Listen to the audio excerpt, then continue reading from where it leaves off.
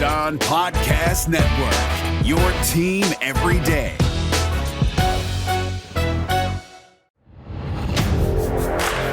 You are Locked On Big Ten, your daily podcast on the Big Ten Conference. Part of the Locked On Podcast Network, your team every day.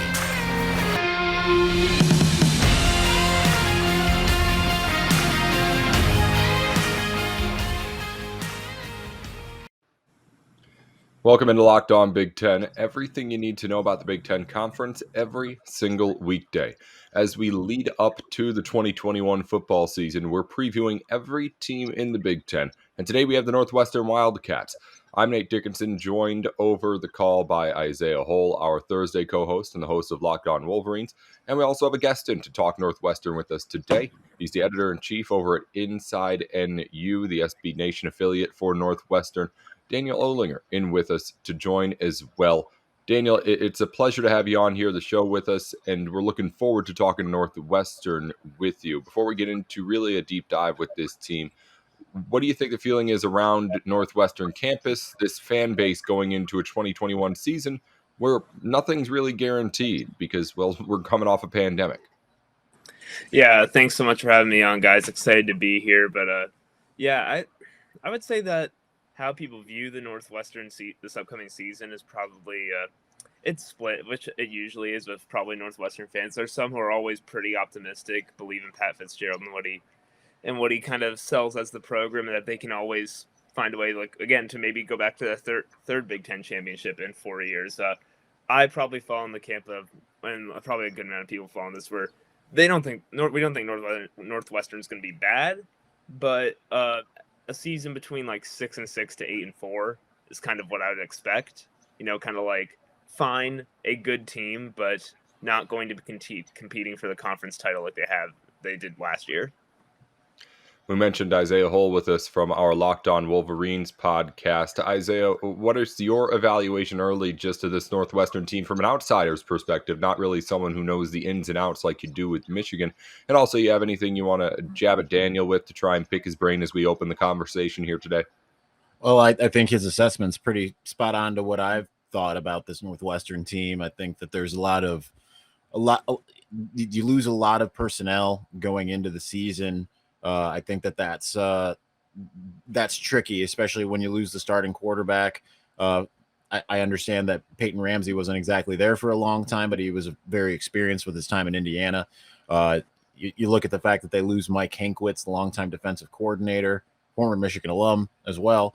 Not that matters, but nonetheless, I mean, you lose quite a bit. It just does kind of seem like it's going to be a year that Northwestern's okay. And that doesn't mean that they're going to fall off of a cliff or anything. I think the foundation has been set, and I think we've seen Northwestern be quite good over the course of the last several years. But it seems like it is kind of ready for, primed for a down year, especially. And I want to know how are the Wildcats? How are they dealing with the fact that you lose the starting running back for the year? What does that mean for this team, and who do they have in the mix going forward? Yeah, the news that you're referring to, Cam Porter out for the year with a lower body injury, just announced, I believe, was it just yesterday?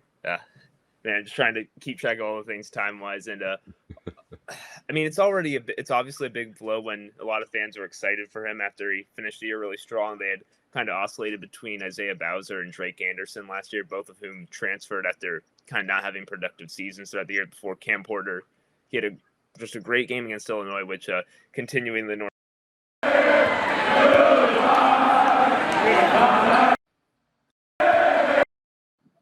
Sorry, guys, that was my finger slipping on the button. You may start again and we can cut this together. Sorry about that, Daniel. So just go back to the Cam Porter stuff. Yeah, wherever you want. Again, I can split it in together real nice wherever you want to get going at again. All right. Continuing the Northwestern tradition of running backs going for a ton of yards against Illinois, which seems to happen just about every season. And then also played pretty well against both Ohio State and Auburn. But it's really just a tough blow because this was already a team, according to ESPN's Bill Connolly, and I mean, just most people, like having the fewest amount of returning production in the entire FBS. This is a very senior heavy team the past season, and now it's a team with a lot of guys who have not started in college football before, that just very few starters on both sides of the ball. And to lose a guy who, I mean, obviously Cam Porter did not start the whole season, but just knowing that you had seen him produce before was kind of comforting, that they could at least rely on this, but instead you don't really have that either. I mean, that it's not like Northwestern doesn't like their other running backs, and I think it definitely hurts. I don't think it hurts as much as some people probably think it will, just because running back generally, unless it's a huge drop-off, will not make that big of a difference in your offense and how it's played.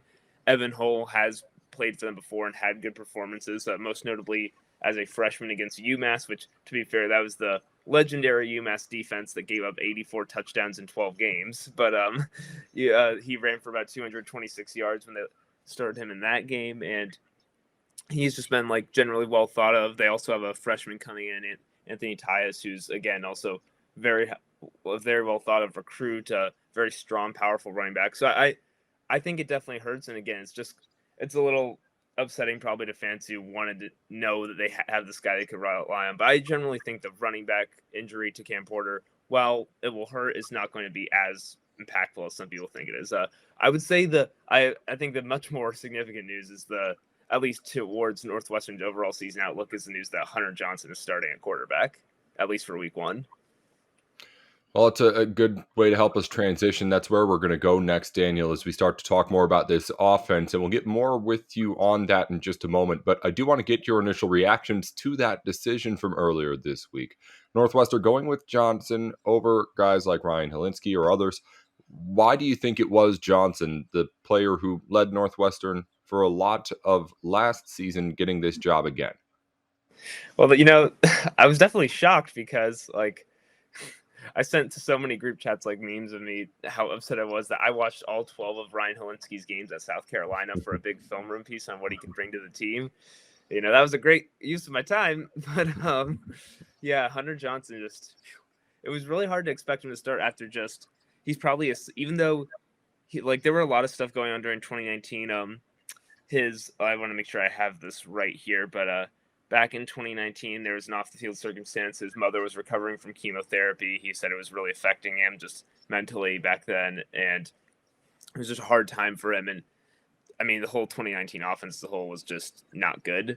So it was a hard situation, but he's so closely associated with that decrepit offense that hearing that he is going to be starting again after everyone assumed Ryan Helinski was being you assume that a transfer who has starting experience is not coming to your school unless he was given a soft promise, you are going to be the starter, which clearly, that's also one of the reactions that some people have thought all offseason, Pat Fitzgerald just being tongue-in-cheek, just kind of doing the typical coach speak thing when he said it's an open competition that we're not sure it's won yet. And it turns out he was telling the truth the entire time, that he was really trying to figure out who the starter was going to be, and they decided, basically said, I think he had a quote from the presser about there wasn't any epiphany when they knew it had to be him. It's just they looked at how they had tracked them all off season, and they determined that Hunter Johnson's playing better than Ryan Helinski right now, and they think he should be the starter. So, I mean, yeah, it's definitely a surprise.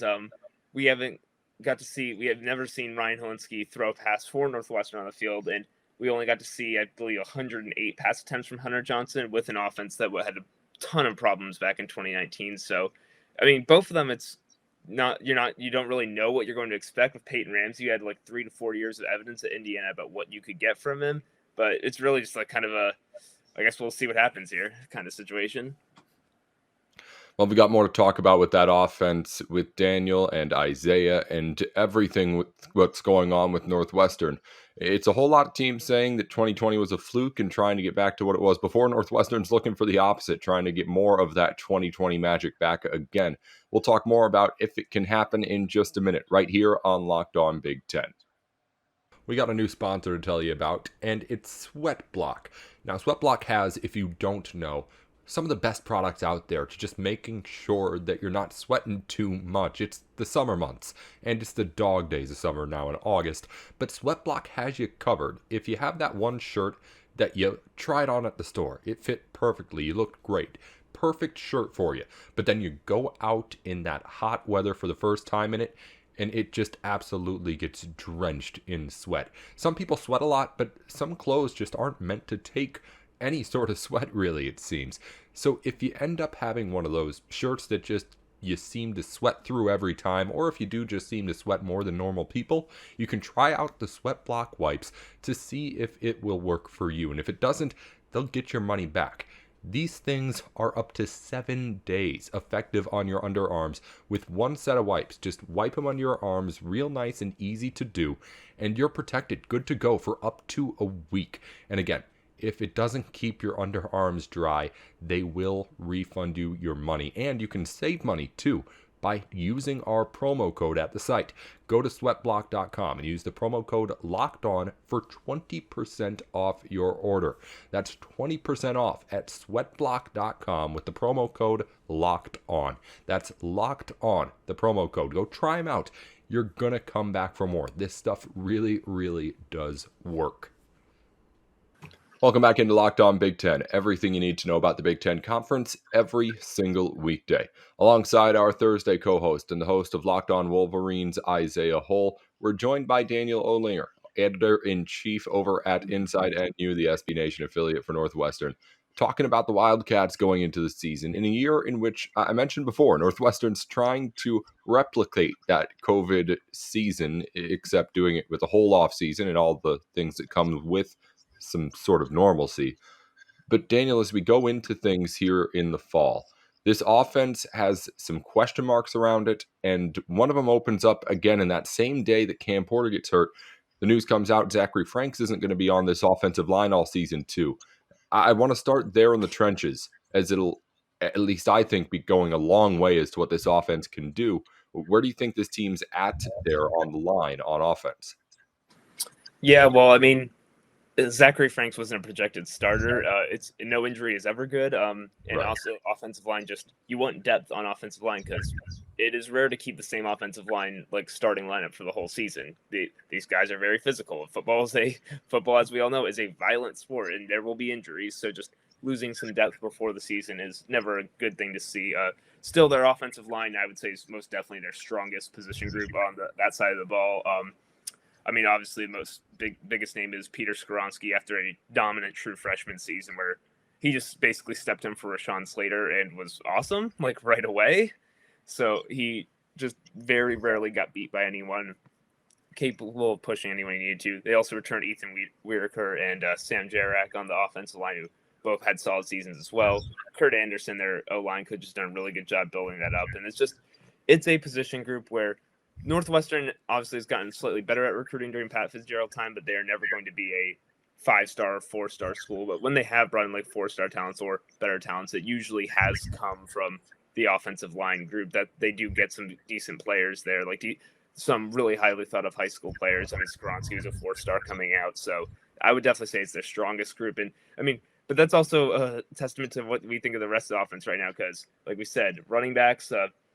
I mean, I still think Evan Hull and Anthony Tyus, Andrew Clare, the transfer from Bowling Green, they can all do a good job. And I mean, Hunter Johnson and whoever else might get a start at QB throughout the season. It's all kind of a mystery. But then, like, Cam Porter, before his injury, was their returning leading receiver with 9 receptions last year. Obviously, it was a shortened season, but they basically lost their entire receiving core. So guys they have stepping in, like Stephon Robinson Jr. from Kansas, is probably going to be their number one target. Bradley Locker for our site wrote a really great film room breakdown of him and just all he can offer. Just an overall really talented receiver.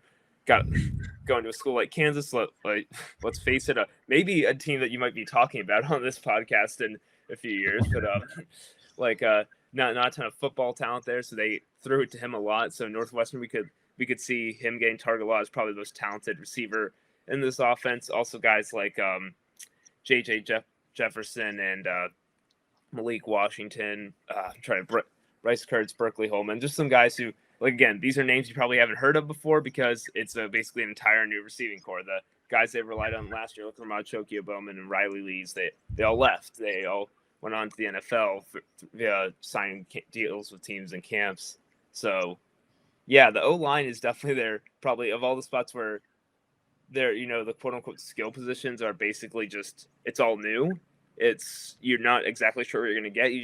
there's still hope for them, but you just don't quite know what you have there yet. The offensive line, like, they know Peter Swaronski is a stud. They know that they can trust Jarek and Weirdaker, and I feel like they're pretty confident their other alignment too. So it's definitely their strongest positioning group on that side of the ball. Now, we heard obviously a lot about the offense and just all of the different uncertainties, but, guys I could really figure in. I think one of the biggest things that's uncertain in my eyes when it comes to Northwestern is what the defense is going to be. Mike Hankwitz having moved on. Can you tell me a little bit about what this new look defense looks like and essentially how they're potentially going to rebound? Yeah, I mean, the loss of Mike Hankwitz is, obviously very important. He's been there a long time. Northwestern has had, you could argue Northwestern had maybe the best defense in the country last year. Some people will say that's biased. They were really good defense. It was very hard to score them. And you saw in that Big Ten championship, like, Mike Hankwitz and Pat Fitzgerald came up with a great plan against Ohio State, which is basically, drop 7, drop 8 for the whole game and just dare them to run because they're not going to pass. We will lose any other way. And for 2.5 quarters, it was working pretty well. But so that he's definitely a very good defensive coordinator and one that'll be sorely missed. Jim O'Brien's been doing some. Basically what they've said, like I know Brandon Joseph at Big Ten Media Days said that he's been bringing some new NFL concepts to them, just new types of schemes, just a few things like that. But I generally think the identity of this defense will remain the same. Obviously, Pat Fitzgerald, famous college linebacker, has probably more influence on the defense side of the ball, but he has influence on both sides. So I would still say, like, it's a different defense because, again, Northwestern returning the fewest amount of production in, like, the entire FBS is a lot of new faces out there. Although I would say their defense has a few more returners, a few more familiarity, guys who've had rotation minutes or rotation snaps before. So it's not just completely like new, like where, again, like as the receivers for Northwestern, it's just, like fans are probably gonna be looking up stuff during games when they see a new guy catch a pass. So I would say that the defense largely is just not reasonable probably to expect it to be as good as last year, when last year's team was a ton of seniors and a defensive coordinator they've had forever. Just all those guys and they're talented guys as well, who had all kind of built an identity together. But I would still say it's not like this is going to be a bad Northwestern defense by any sense of what they have. Are you hearing anything coming out of camp about how they've looked so far? How much they've been able to buy in?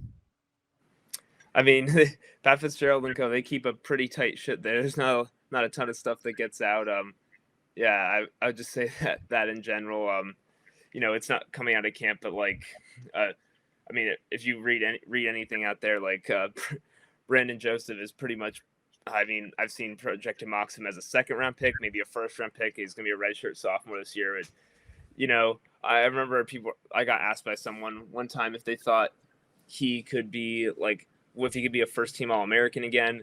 I said my only doubt with that would be that he had 6 interceptions last year in just those first 8. So 6 interceptions in the 8 regular season games they played, which is incredible. But turnovers can be largely like not totally luck based, but fumble recoveries largely are. But just like they're not like a sticky stat. You're not just gonna get the same number of interceptions every year, whether it's teams throwing you certain ways. A few of those interceptions got work because a ball bounced through a receiver's hands and he was in the right spot at the right time. And good for him for having great awareness, good hands, great timing, and stuff like that. But it's just kind of hard to replicate that. But even beyond just the turnovers he caused, like Brandon Joseph was just a fantastic player all year. You could see it in that first game against Maryland. Like I think Maryland tried like a little running back toss and he shot from the safety position through everyone. He just has incredible speed and length and just really shocks teams with how he can get through everything so fast. So, again, that's not like a particular camp report, but I expect their defense to still be pretty good with him at the back of it and other experienced corners like AJ Hampton and Rod Hurd still back there with them. Daniel, is Joseph the guy who takes over in the locker room on that defense too? Because that team had a lot of really good players, but also had a lot of really good experience playing together and with each other and kind of working as a unit. He definitely probably is respected by everyone for how talented he is. But if you're looking for the guys who probably are specifically more thought of as the vocal leaders, it's Chris Bergen, who's come back now. He's a 6-year linebacker here at Northwestern. He's been there a long time. They talked about themselves last year as the Irish law firm with him, Patty Fisher, and Blake Gallagher. But now with those two off to the NFL, it's just just Chris back there. And so, yeah, as probably the most experienced starter on the team, he definitely has a lot to say what happens. And also Joe Spivak, who they gave it's a special thing in Northwestern's program to get awarded the number 1 jersey, which he was, which again, number 1 as a defensive lineman and a 300-pound D tackle is a great aesthetic. He is a very fun guy, probably the funniest interviewee like on the entire team. There was a press conference last year where on Zoom they asked him like about someone had mentioned that he tried to do an impersonation of Pat Fitzgerald once, which he then did live for the media on air, it was just hilarious. He's a very energetic guy. He has done like social media bits for the team, interviewing other players, like very like I could definitely see like him and Chris Bergen as probably the two guys who, I think I want to say Spivak's 6th year or 5th year, but they're definitely two of the most experienced guys on the team, and Spivak definitely probably its most energetic and vocal. So they're probably thought of as the overall leaders. If you've been listening to the show, then you already know about BetOnline and all that it has to offer. You may have already gone over to the website and checked it out. Been a little bit intrigued, probably, by all of the different lines that they have out there. Really just how nice it is to look at everything. They got a nice setup on the site. And of course, they've got information out there that you're not going to be able to find anywhere else too. If you haven't gone out yet, I suggest that you go to the browser and check out betonline.ag. At least see what they have to offer, because it really is everything that you could need as far as your sports betting goes. They've got the lines. They've got the stories to make sure that you're educated before you put that money on the games. They've got, of course, great deals going on all the time, including one with us right now. If you go to betonline.ag and enter the promo code LOCKEDON, you'll get 50% off your order. 50% added on top of your first deposit.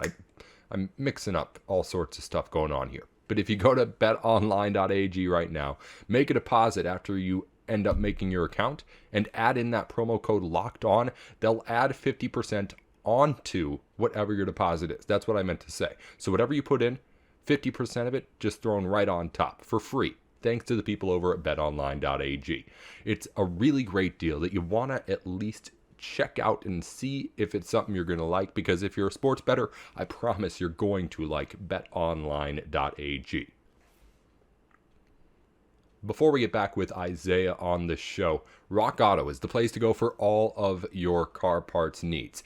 Right now the weather's nice out. You're not thinking about anything going on in those winter months so far away, but as it turns out, December's only 3.5-4 months away now.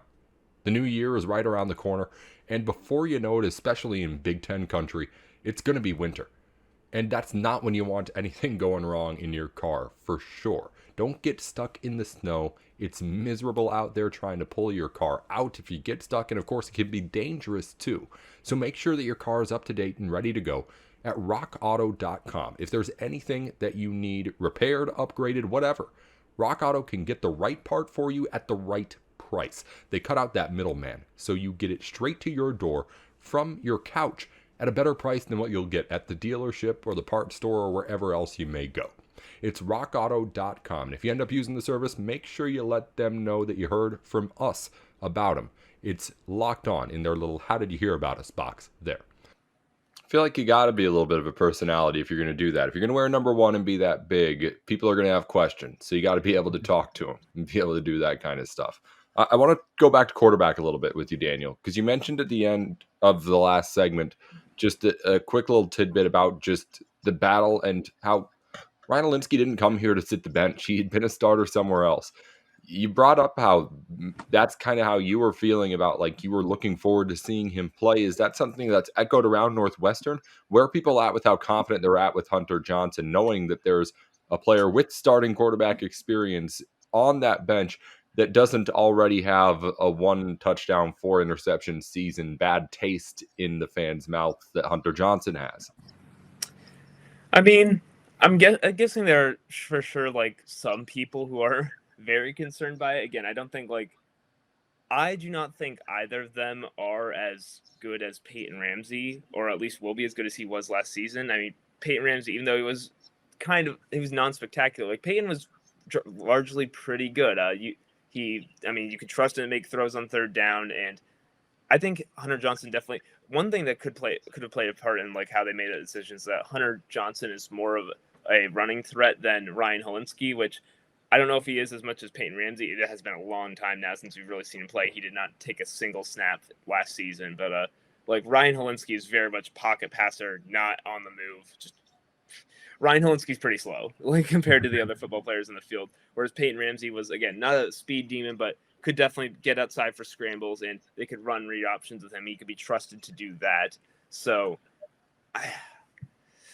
I just, yeah, I know what you're saying about like just, it's probably some people are like the sky is falling that Hunter Johnson's going to start again. This might go bad, but then again, like they've changed their start for, like, I mean, in his first start against Stanford in 2019, halfway through the game, they put in TJ Green, who put together a really good drive before he had suffered a season-ending injury in that game. So I think Pat Fitzgerald is very willing to change if things aren't going well. So, you know, who knows who is their starter by week 5 if it's either gone really well or really poorly, or, you know, really hoping not, but there could be another injury. You never know with these kinds of things. So I would say it's just, but then again, I don't think like neither of them were projected to be all Big Ten level quarterbacks. So like, what are you really talking the difference here? And obviously it's more important, like the distinction between those two than is like the distinction between Cam Porter and Evan Hull, because quarterback is just inherently more important than running back toward the overall like value of your offense.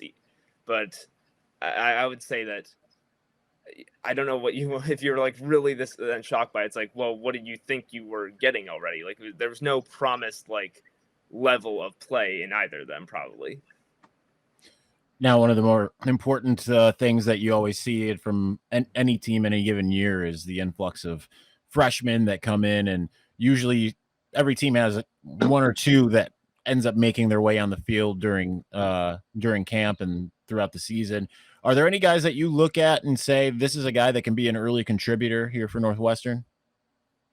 I mean, if you look up and down like their projected starting depth charts, it really is just, there's not really many true freshmen listed, but if I had to say one like that you could see, like again, with injury to Cam Porter, we could definitely be seeing Anthony Tyus, the running backs here, a very high level recruit who just, like, that is a big dude at running back, if I remember correctly, like 6'1", 6'2", and like, I don't have his weight in front of me right now, but he's like a very powerful running back. And then again, with now the uncertainty at that position and how they have maybe not gone by committee, but have been certainly willing to change. Again, Pat Fitzgerald, if a guy's not playing well, is very willing to change that starter. He's not like locked into one starter at any position. So I definitely think he would be a guy who, should they not be impressed with the level of running they're getting from Andrew Clare or Evan Hull at the start of the season, they could definitely say, hey, Tyus, today's going to be your day. How about you go out there and let's see what you got? Because it's a position that you can, again, not a huge drop off from one spot to another, and he might be the most talented guy in that room now if Cam Porter injured. Mm-hmm.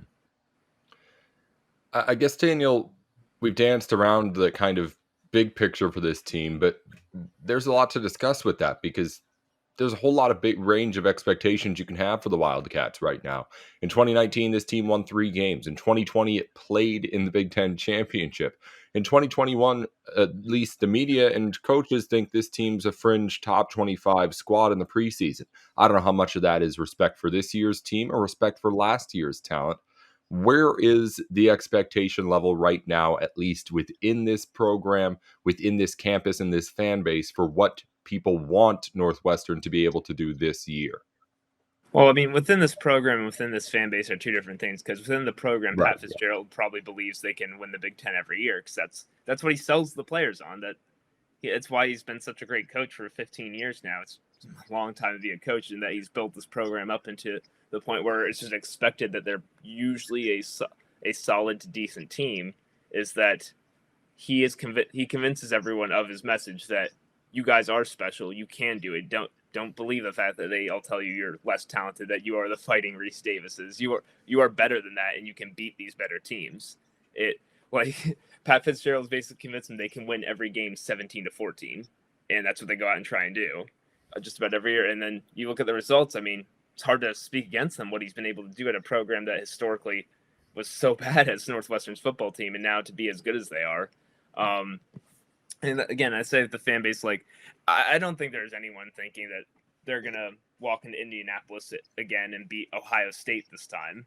Like, I don't think there would have to be a very optimistic fan to think that's possible this season. But I definitely think I think the fan base would be very disappointed if they finished lower than third in the division. That's probably as low as they could finish.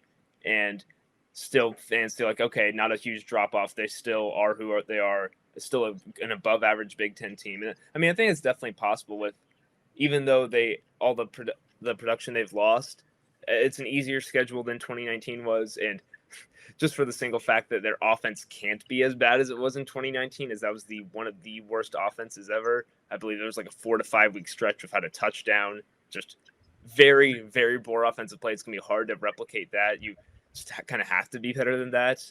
But I would say that just kind of expecting them to go back to maybe how they were thought of, in those mid 2010s is like the third best team in the Big Ten West is kind of, I would say, is a projection for the season behind Iowa and Wisconsin probably. Although, given how much Northwestern fans hate Iowa, I don't think there will be plenty of them who say they aren't okay with losing to Iowa this season.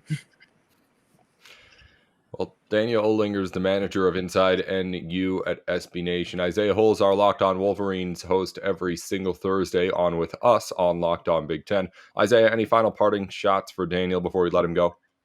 If you had to pick one game that would change the outlook for the season, what game would it be? I feel like you're win or lose.